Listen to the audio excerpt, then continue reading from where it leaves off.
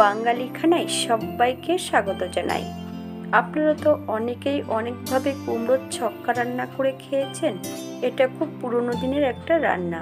তেল মশলার পরিমাণ খুবই কম। এটা এমন কিছু হাড়ি রান্না নয়। এই রান্নাটি আমরা মোটামুটি সবাই জানি। তবে আমি আজকে এখানে কিভাবে রান্না করলাম জল ছাড়া কুমড়োর ছক্কা, চলুন সেটা একবার দেখে নেওয়া যাক। আজকে রান্না করব কাঁচা কুমড়োর ছক্কা। এখানে আমি মিডিয়াম সাইজের একটা কুমড়ো নিয়ে নিয়েছি। কুমড়োটা পচা আছে কিনা আমি আগের থেকে একটু কেটে দেখেছি। এই কুমড়োটার অর্ধেকটা কুমড়ো আমি রান্না করব। অর্ধেকটা কুমড়োর খোসাটা ভালো করে পরিষ্কার করে নেব। আপনারা যদি পছন্দ করেন তাহলে কাঁচা কুমড়োর খোসা সহ রান্না করতে পারেন। ছোট ছোট চৌকো করে পিস করে কুমড়োগুলো কেটে নিয়েছি। আপনারা আপনাদের পছন্দ মতন কুমড়োগুলো কেটে নেবেন। তবে ছক্কা রান্না করতে গেলে কুমড়োগুলো একটু ছোট করেই কাটতে হয়। এবার একটা শুকনো খোলায় মশলা তৈরি করে নিতে হবে। 1 চামচ মৌরি, 1.5 চামচ ধনে, 1/2 চামচ জিরে। 1 থেকে 2 মিনিটের মতন শুকনো খোলায় নেড়ে নিলেই হবে।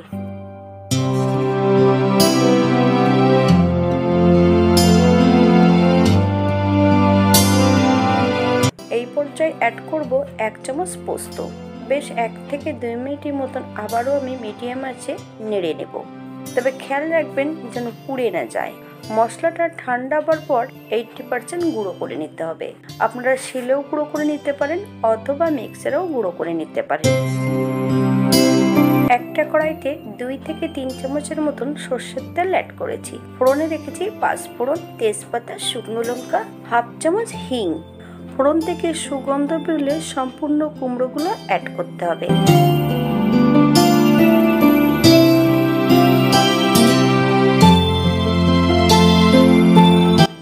মিডিয়াম আঁচে 3 থেকে 4 মিনিটের মতন কুমড়োটা ভালো করে নেড়ে নিতে হবে।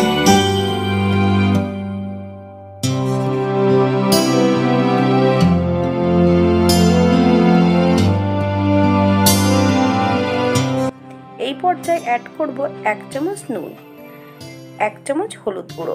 আপনারা স্বাদ অনুসারে নুনটা অ্যাড করবেন। আপনারা যদি কাশ্মীরি লঙ্কার গুঁড়ো পছন্দ করেন তাহলে এই পর্যায়ে অ্যাড করতে পারেন।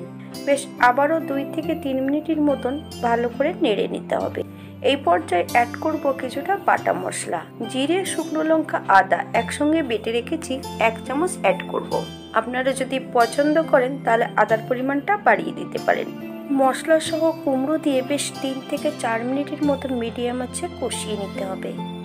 নুন দেওয়ার সঙ্গে সঙ্গে কুমড়োর নিজস্ব জলটা ছাড়তে শুরু করবে। কুমড়োর জলে কুমড়ো কিন্তু রান্না হবে, নতুন করে কোনো জল অ্যাড করার প্রয়োজন নেই। এই পর্যায়ে অ্যাড করব মিডিয়াম সাইজের একটা টমেটো। বেশ মিডিয়াম আছে আবারও আমি 2 থেকে 3 মিনিটের মতন বেশ ভালো করে নেড়ে নেব। এই পর্যায়ে অ্যাড করব যে শুকনো মশলাটা গুঁড়ো করে রেখেছি সেই মশলাটার অর্ধেকটা।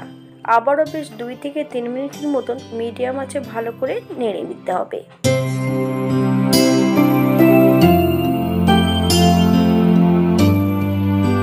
কাঁচা লঙ্কা অ্যাড করেছি ফালি দিয়ে। আপনারা যদি পছন্দ করেন তাহলে লঙ্কার পরিমাণটা বাড়িয়ে দিতে পারেন।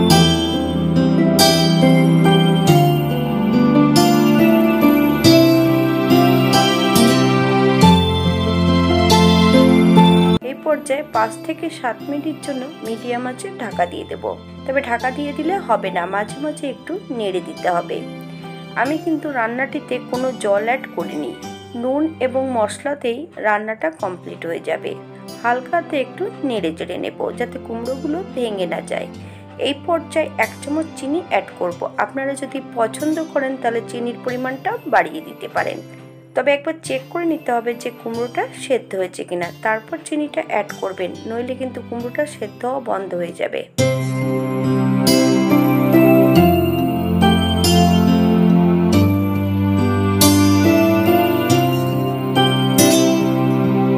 গ্যাসের ফ্লেমটা অফ করে দিয়েছি। এই পর্যায়ে অ্যাড করব ভাজা গুঁড়োর মশলাটা।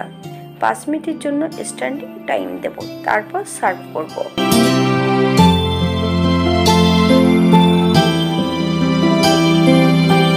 5 মিনিট পর হালকা একটু নেড়ে চেড়ে নিতে হবে। এটা দেখতে যেমন ভারী সুন্দর হয়েছে, এটা গরম ভাতে, রুটি, পরোটা সব কিছুর সঙ্গে অসম্ভব ভালো লাগবে। আপনারা বাড়িতে একবার বানিয়ে দেখুন, এর স্বাদ ঠিক বোঝানো সম্ভব নয়। খুব বেশি কিন্তু তেল মশলার প্রয়োজন নেই, অল্প তেল মশলায় কম সময়ে দুর্দান্ত একটা রেসিপি। আজকের ভিডিওটি এই পর্যন্ত।